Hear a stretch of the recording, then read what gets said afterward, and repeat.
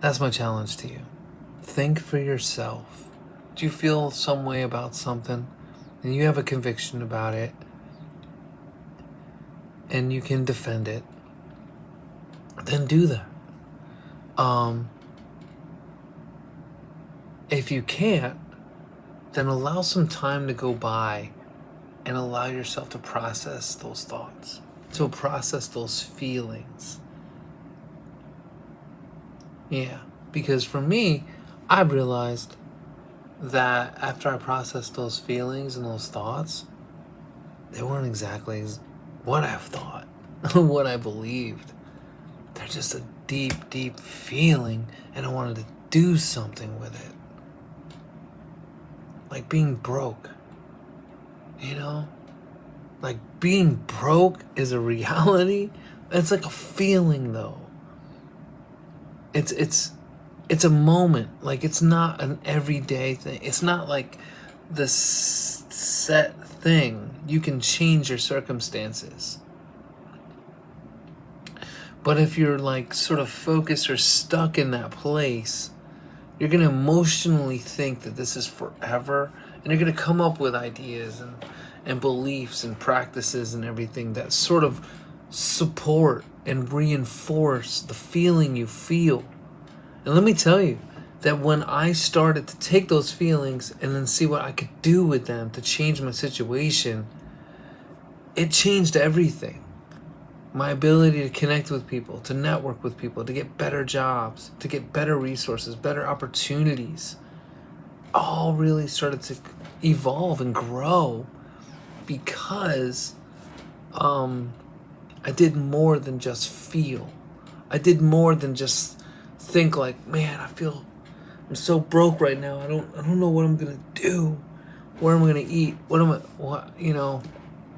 then I just sort of was like, okay, all right, I'm broke. This is what's going on. What can I do? And you just build up from that place. And you build up and you learn and you take advice and you take suggestions and you make changes. Cut out unhelpful spending habits. Don't buy everything. Like, you know what I mean? We're all different. You do what you're going to do. But that's what I've learned for myself. And it's like it took it from beyond emotion to doing something.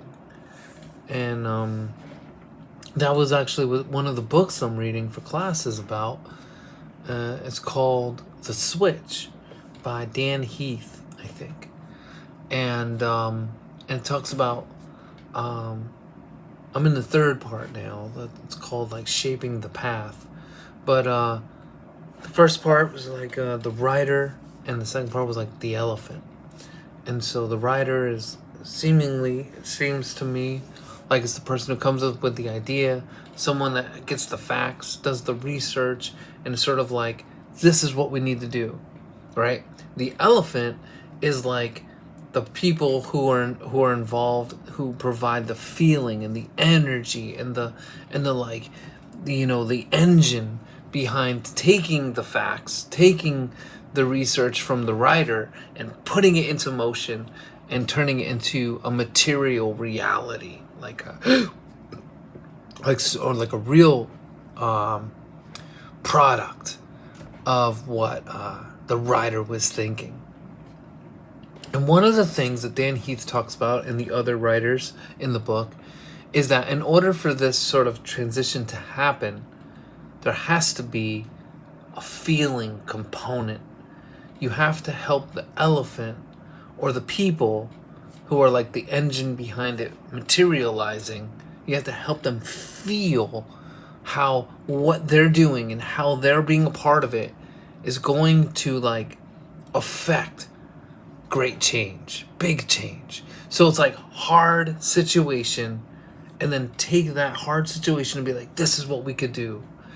And it's like, get them all on board to go forward, to drive, to get the elephant moving, right?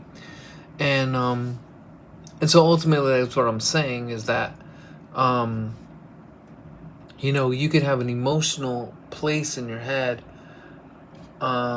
or thought in your head or reality, right? She uses one, or he uses one of the stories about students that were struggling in school, and so the teacher or the superintendent that took over the school implemented like a new education process, a new scholastic model that was sort of like, didn't speak about failing, didn't speak about performance, but spoke about growth. And so that leads me to another thing, and that is like, you have two kind of ways of thinking, right? You have a sort of static mindset where it's like where you were born, what you've been doing, that is what is always going to be. You might change a little here, you might go down a little here, but it's kind of always going to be the same. But a growth mindset, and I believe that's a mindset that I have, and I used to have a static mindset. But a growth mindset is like, yeah, you look at effort, you look at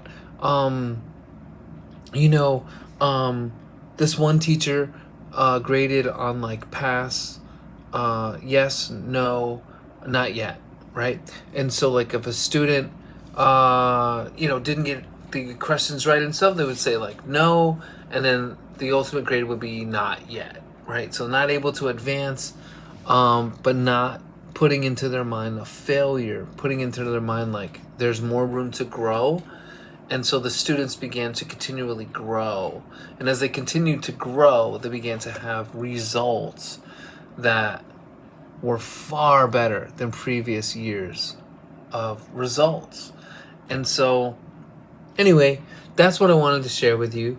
I wanted to share with you about school, share about the struggles I'm having with school, share with you about the importance of changing the way you think and understanding that, like, because you feel a certain way about something, you feel passionate about it, you might not have done the necessary research. You might have not done the necessary reflection. And the way that reflection happens in order to come to a sound conclusion of a matter is to step away and allow time to take its place. Continue to still think about it, do your research, and come back. And then see if you still feel the same or think the same or want to do the same.